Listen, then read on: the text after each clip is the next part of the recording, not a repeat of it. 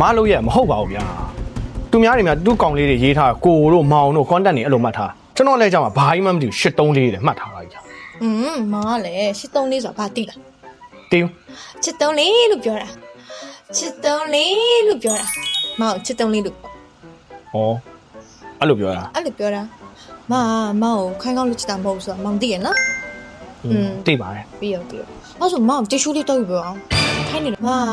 ကိုခိုင်းကောင်းလို့ချစ်တာမဟုတ်ဆိုတော့မောင်သိရနော်ခိုင်းနေလို့ဖြစ်နေနော်မောင်တီရှူးလေးတက်ချင်တော့ဟာမမတက်ကြည့်ကောင်းတော့ပဲဟောမမဖုန်းလာနေဘယ်သူလဲမသိဘူးရတယ်မကိုင်းထားတာလေဟောဖုန်းနံပါတ်ကထူးဆန်းတယ်နော်834ဟုတ်တယ်ခေါ်ဆက်လာနေစလားဟုတ်တယ်ခေါ်ဆက်လာနေစလားတင်း834လို့ပြောတာ哎呦我的妈